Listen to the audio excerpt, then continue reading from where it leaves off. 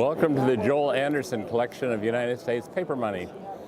Joel Anderson, a principal of Anderson Press and Whitman Publishing and a number of other things in the Anderson companies, has been a friend of mine for many, many years.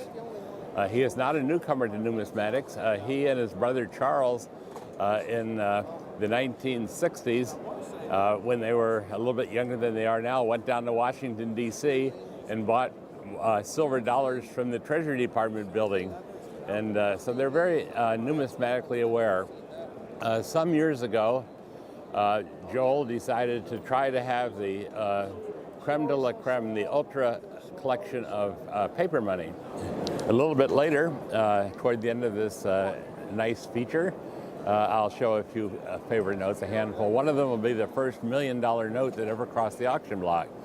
Now, a $1 million note crossing the auction block isn't necessarily unique today, but at that time it was. There had never been such a thing. So welcome to the Joel Anderson Collection, and welcome to some of the experts talking about the highlights of it. So two of my favorite notes in the Joel Anderson Collection. The first note is actually an 1891 $1,000 silver certificate, which is completely unique by design. No other note shares this design at all. Unlike most United States type notes, they change, usually some kind of seal variation or colors added or removed. And that's what I just absolutely love about this note. And it just happens to be completely unique in private hands. There's one other one known in government institution, what happens to be the serial number 1. But as we know, United States government institutions do not allow the public to ever own it. So this is completely unique, and only one person can fortunately own it. The note features William Marcy, who's the portrait of the right of the banknote, and there's an allegorical female figure on the left. The reverse features a very intricate design, which features 1,000 in numerical order, with a very vivid green printing, which is, again, completely unique. No other banknote shares this design on the reverse or obverse. The second note I have here on the Joel R. Anderson Collection is my personal favorite. It's an 1878 $100 silver certificate, triple signature. It's an incredibly rare note from an incredibly rare series. It features 3 signatures.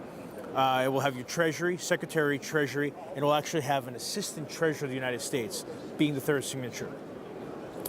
There's 5 of these known, but only 2 in private hands, 3 permanently impounded in government institution collections.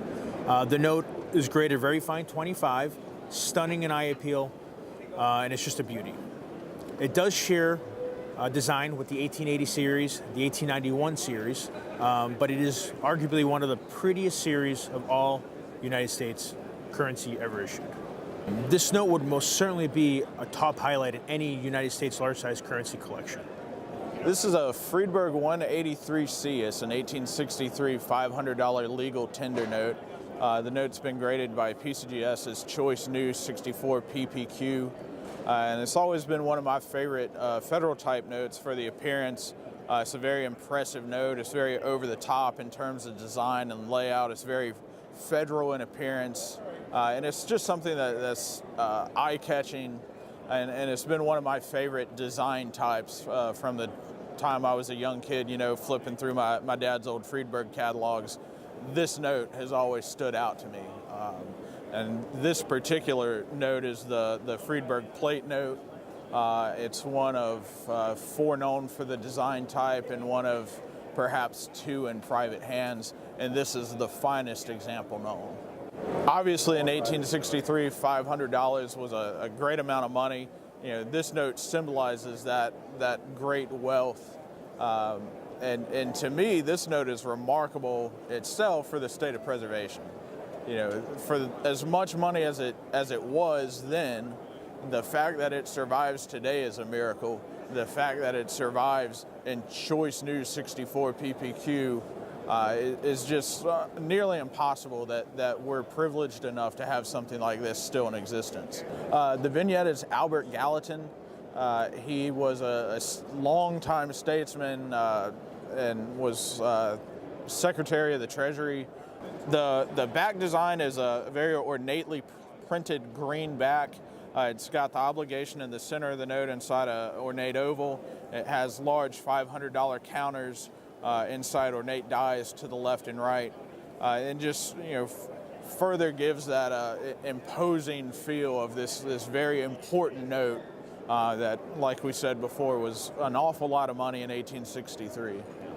This note is a Friedberg 184 1869 $500 legal tender note. It's part of the Rainbow series of notes that the United States government issued in denominations from $1 all the way up to the $1,000 denomination. The higher denominations are all very rare. The $500 and $1,000 denominations are excessively rare. This $500 note is one of 3 notes known. It's the only one in private hands, the other 2 being in the Smithsonian collection. This note has been graded Choice About New 55 PPQ by PCGS. It's the finest known note of the type, and this is also the plate note in the Friedberg catalog. For this particular note, this is a 1 series design type. The $500 legal tender note was only used with this design for the 1869 series, and this is just a really interesting note. Basically unique in private hands for the design type. If you're a collector of high-end federal type notes, this is basically your only option to get this design. Here are some favorite notes. As I mentioned earlier, picking out a favorite would be like going to the Smithsonian Institution or visiting the Eliasberg collection and saying, pick out 3 coins. You really wouldn't know what to do, but here's some that have stories. This is the Grand Watermelon note. It's called watermelon because on the back the zeros look like watermelons, and you can get a $100 watermelon note with 100. You can't get a $10, and you can get the 1,000. There are very few 1,000 watermelon notes known. This is a beautiful one. This was across the auction block. Tom Dunley representing Joel Anderson crossed the $1 million mark and caused a sensation. So this is not only a rare note, but it's also a landmark piece of American numismatic history. Here's another favorite note. It's called a Technicolor note. It's a $20 note. It is not a great rarity. There are a fair number of them around, except, and this is a big except, this is serial number 1. So this is unique. Also, it's uncirculated 65, gem condition. It's called the Technicolor note. This is a nickname, but this note was issued years before Technicolor was invented in California. Technicolor was invented, it was a film process of color invented in the 1930s, by which time this note had been an old type note and was no longer in circulation. But nicknames stick, like we have an 1844 Liberty-seated dime that's called the Orphan Annie dime, because originally it's all by itself, it's rare. It isn't that rare.